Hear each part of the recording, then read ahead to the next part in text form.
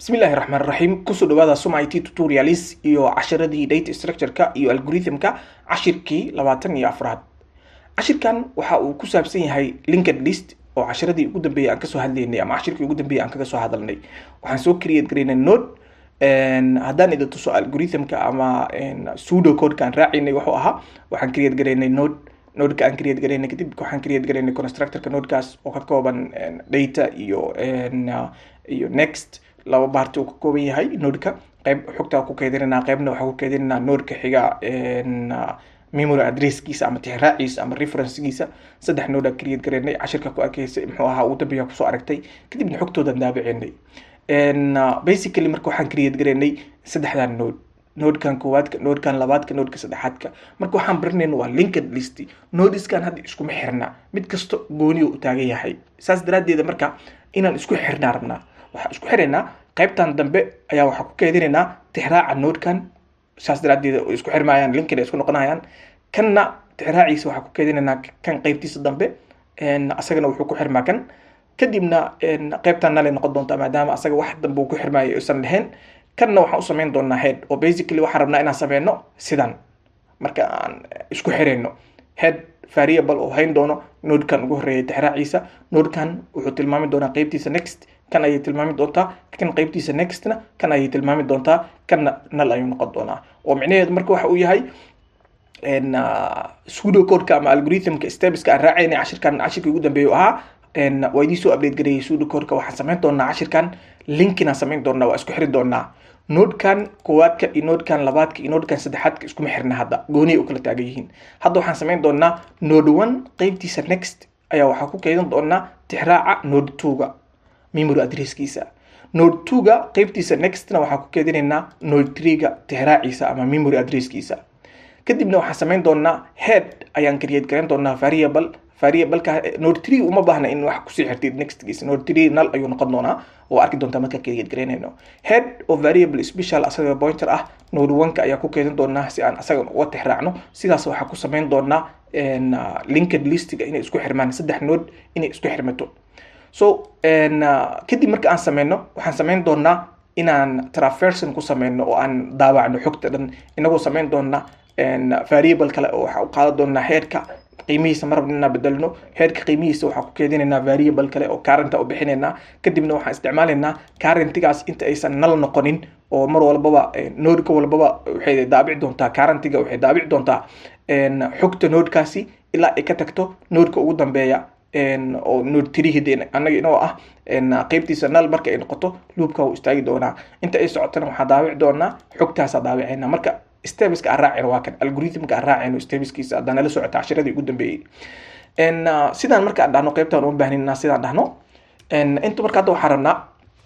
inaan sameyno linkin inaan sameyno inaan isku xirno nodeska marka nodeska way create gareysan yihiin node 1 node 2 node 3 okay si aan isugu xirno waxaan leenahay marka node 1 ayaan soo qaadanaynaa node 1 dot next node 1 oo qaybtiisa next-ga ah node 1 qaybtiisa data-da waxa ku kaydsan 10 qaybtiisa next-gana waa none hadda wax qiimaha kuma kaydsana si aan isugu xirno marka maxaa sameynaynaa is equal to waxaa leenahay node 2 ayay la mid tahay oo sidan marka aad tidhaahdid python muxuu sameynaa node 2-ga memory address-kiisa ayuu wuxuu ku kaydinaa node 1-ka qaybtiisa next-ga saas daraadeed marka link-gan ayaa sidan ku sameynaysaa node 1 wuxuu tilmaamaa node 2-ga tilmaamaa qaybtiisa next-ga waxaa ku kaydsan tixraaca node-ka labaad ku kaydsan sidaas ayuu sameyn doonaa then sidoo kale waxaa sameynaynaa node 2-ga qaybtiisa next-ga ama qaybta next-ga ee dambe ayaa waxaa ku kaydinaynaa isagana node 3-ga si node 3-ga uu u tilmaamo sidaasna asagana waxaa link ku noqonaa oo isku xirmi doono qaybtan kale inay isku xirmato sidaas marka aad samaysid node 3 uma baahnid inaad wax ku xirno because node 3 isaga ugu dambeeya oo node kale afraadda create gareyn lahayn ku xirneen saas daraadeed qaybtiisa dambe null ayay ahaanaysaa oo python-kan waxay noqonaysaa none ayay noqonaysaa wax ma tilmaamaysa sidaas marka aan sameyno waxaa u baahannahay inaan variable create gareyno oo head ah variable-kaas waxaa u bixinaynaa waxaan ku kaydinaynaa node 1-ka node-ka ugu horeeya oo node 1 kan tixraaciisa headkaas ku keedinayna hadda linked list way dhameystiran tahay sidaan waxa ku sameysay list oo linked isku ah nodes linked isku ah oo sidaan ku sameysay xogtooda hadda isku xiran yihiin headka waxa uu tilmaamaa nodeka hore qaybtiisa dambe waxay tilmaamayaan nodeka ka dambe ku xiga nodeka ku xiga qaybtiisa dambe waxay tilmaamayaan nodeka ugu dambeeya kan ugu dambeeyana waxa qaybtiisa dambe ay tahay null oo wax ma tilmaamayo hadda markaan rabno inaan aragno marka inaan xogtan daabacno markaan rabno inaan aragno tusaale ahaan oo kale variable waxaan soo qaadanaa current variable dheeraad ah qaadanaa variable kan waxaan ku keydinaa headka qiimaha uu keydinayo headkana wuxuu keydinaa dabcan node 1 kan referencegiisa ama tixraaciisa sababta current uu qaadanayo waxay tahay current kan waxaan ka bedeli rabaa headka inaan mar walba taabtid lama rabo headka wuxuu ku tilmaamaa nodeska ugu horeeya qiimihiisa uu tilmaamaa inaad wax ka bedeshid lama rabo ugu saas daraadeed mar walba qiimo ah isticmaalaysid variable kala qiimihiisa ku keydso hadda marka waxa leenahay while current ay qiimo ku jirto oo nan aysan ahayn ama aysan null ahayn waxaan sameynaynaa markaas inaan daabacno print waxaan leenahay waxa inoo daabacdaa xogta node datada nodeka ku jirta noo daabac waxaan daabaceynaa node data kadibna waxaan leenahay waxaa daabacdaa currentiga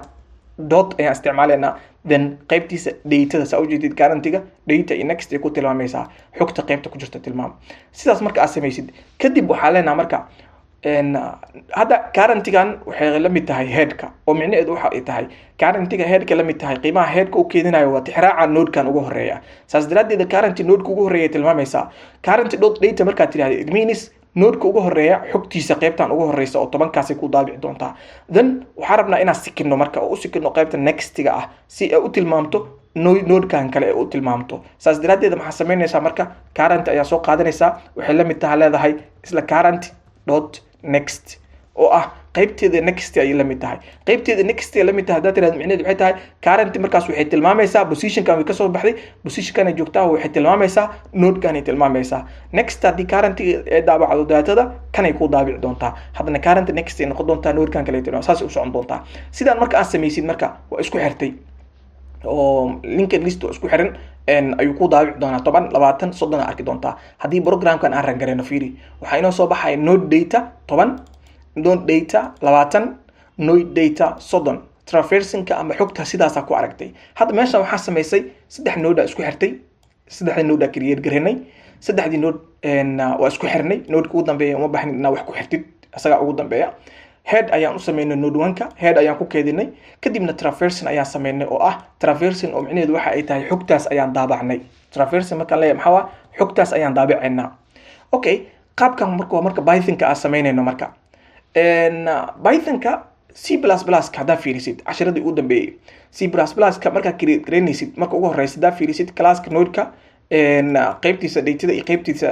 nextiga oo aan qaabkaas usoo keedinayna casharka ugu dambeysay constructorka isticmaalayna initialization ku sameynay kadibna waxaan create gareynaynay nodeka xogtiisa saddex node meeshaan create gareynaynay node 1 node 2 node 3 ugu marka isticmaalaysid C++ ka waxa u baahan tahay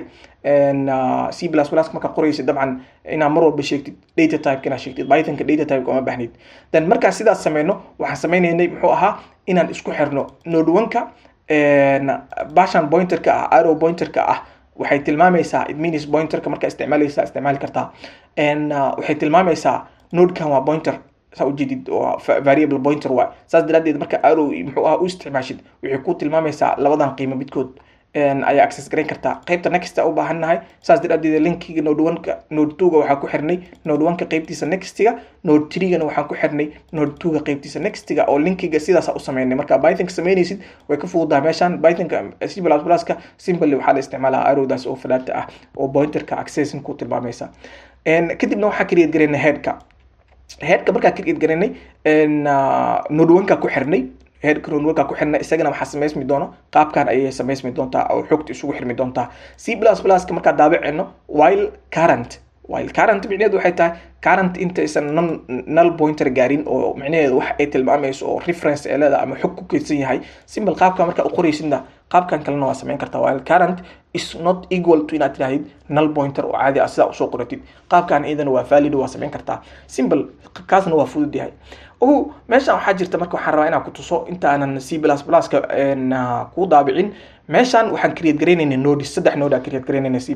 ka meeshan new ayaa isticmaalaynaa oo ah dynamically inaan u dalbanayno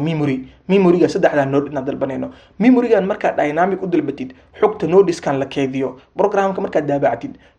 memorygaas waxa u baahan tahay inaad fasaxdid computerka operating systemka memorygaas ku siinaa memorygaas hadaan fasaxin muxuu ahaa problem ku keenaysa marka memoryga ina sida loo fasaxo muxuu ahaa meeshan aan ku qori doonaa waxaan sameyn doonaa simply waxaan ku dhigi doonaa sida u fahantid free memoryga fasaxina memoryga sa u fasaxno simple waxaan sameyn doonaa maadaama anaga aan caadi u qoreyno Python kuma baahnid memory ina fasaxid Python ka automatic memory u fasaxa marka variable dynamic memory allocation asaga ku sameynaa muxuu ahaa memoryga destroying memory ina free ka dhigtid ama cleaning asaga ku sameynaa so meeshan waxaan sameynaynaa constructor ayaan create gareynaa destructor aan dhahe destructor ka marka create gareyno destructor kaas waxa u bixinaynaa tusaale ahaan oo kale waxaan daabacaynaa xogtaana arki doontaa hadhooti markaan dhahno tusaale ahaan oo kale waxaan leenahay node ina tirtirno node data deleted ayaa soo qormaysa node data deleted ama waxaan leenahay tusaale ahaan oo kale node data deleted symbol sidaasna waa dhihi kartaa node data deleted and then waxaa soo bixi doona waxaan daabicinaa datada aan titirnay nodeka aan titirnay datadiisa sidoo kalena waxaan daabici doonaa freed memoryga waa la muxuu ahaa waa la sii daayay memoryga oo muxuu ahaa u qaatay kadibna waxaan leenahay end oo ah mar walba inuu space u sameysmo inta marka aad samaysid hadda memoryga marka aad dalbeenaa C++ inuu memoryga aad sii deyno memorygan meeshan ka dalbanay new marka isticmaalaysid memory allocation aad dalbatay automatically marka memory allocation dalbatid waxa u baahan tahay inaad adiga aad memoryga fasaxdid hadii kale operating systemka memoryga problem ya ka dhici kara leakage waxyaabo dhici kara marka si aan memory u fasaxno current variable kana waxaan u isticmaalaynaa marka headka current variable ka waxa la mid tahay leenahay head then waxaan isticmaalaynaa marka while current simply sidaasna u qori kartaa adaartna waxa isticmaali kartaa while current is not equal to null pointer waa dhihi kartaa sidaan marka aan dhahno waxaan create gareynaynaa meeshan tusaale ahaan oo kale node kala create gareynaynaa waxaan leenahay next node oo kale u bixinaynaa next node waxay la mid tahay current dot next qaybtiisa so waxaan create gareynaynaa meeshan node kale ayaa create gareynaynaa ama variable kale ku access gareynayno then qaybta currentiga qaybtiisa nextiga ayaan kusii keedsanaynaa hadda marka currentiga waa tiraynaa marka currentigaas mar walba waxay u taagan tahay nodeka aad joogtid nodekan aad joogna hadda tiraynaa ugu horeysa okay nodekan aad joogna markaan tirno waxaan leenahay delayed ayaa simple qoreysaa delayed markaad tiraahdo maxaa leedahay current aad tiraynaa oo ah nodeka aan joogna tirnay okay current markaad tirtid hadana currentiga waxaa leenahay waxay la mid tahay next node kan asoo create gareyna ay currentiga la mid tahay oo micnaheedu waxa uu yahay currentiga markaad tirtirtid locationka memoryga marka la isticmaalo oo xogtan la daabaco waa lagu sii deyn doonaa memoryga haddana waxay u sii gudbi doontaa currentiga inay tilmaamto kan ay haddana tirtirmi doontaa haddana way muxuu ahaa kan ay u sii gudbi doontaa haddana kan ay tirtirmi doontaa qaabkaas aad arki doontaa markaan daabacno marka sidaan marka aad samaysid simple safety si macnaha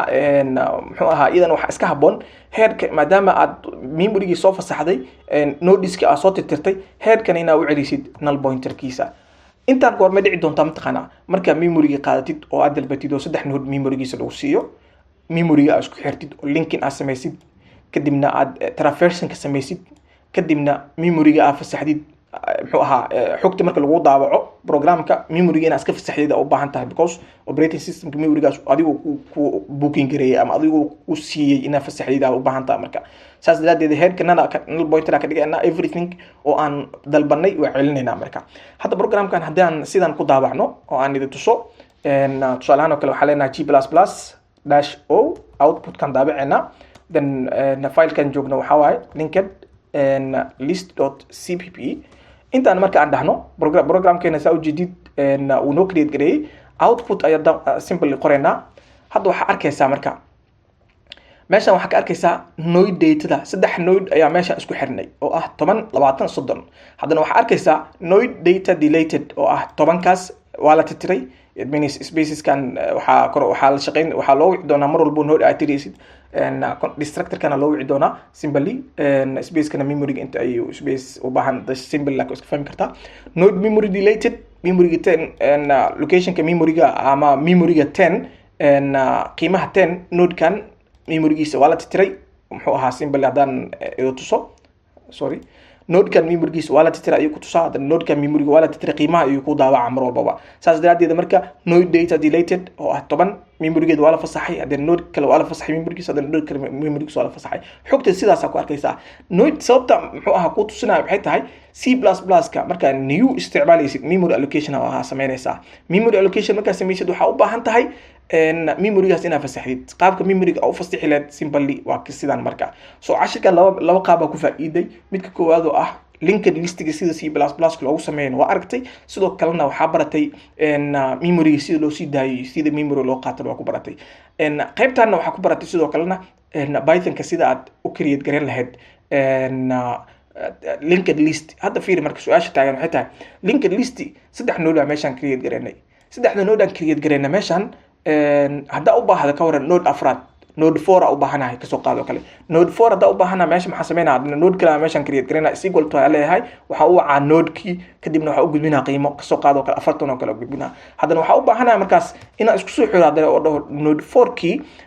qaybtiisa node 3 ga aan dhahe node 3 ga asaga uma dambeeyo markaan 4 u dambeeya node 3 ga qaybtiisa next waxaan ku keedinaynaa node 4 ka inaan dhahno oo saan isugu soo xirno waa markaan qaybta dambe wax ku darayna waa ka waran hadda u baahan inaan mid ugu horeeyo gelino it means waxay ku tusinaysaa in aad qaabkan ku fahantay kaliya sida la isugu xiro linked list saddex node ka kooban laakiin linked list saddex node kaliya ma koobnaan karo badan karaan nodeskan waxa muxuu ahaa boqolaal noqon karaan ama kuma kun saas daraadeeda qaabka saxda ah ee loo sameynayo ama la isugu xiraayo marka linkin la rabo inaad isku xirtid qaabka la isugu xiraayo qaabkan badanaa ma haboona simple laakiin aan ku fahantaa muxuu ahaa kugu tusiyay sidee marka nodeska C++ la isugu xiraa nodeka waa kan sida saxda ah nodeka loo create gareeyo laakiin sidee marka linked isugu sameyn kartaa oo isugu xiri kartaa nodeska C++ iyo Python-ka cashirka xigaan ku arki doonaa qaabka muxuu ahaa aan ka duwan qaabkan professionally ama developer ahaan marka qaabka isugu xiraysin nodeska cashirkaas qaybta xigaan ku arki doonaa ama cashirka soo socda ku arki doonaa insha Allah kan meesha ku sameynaa billahi tawfiiq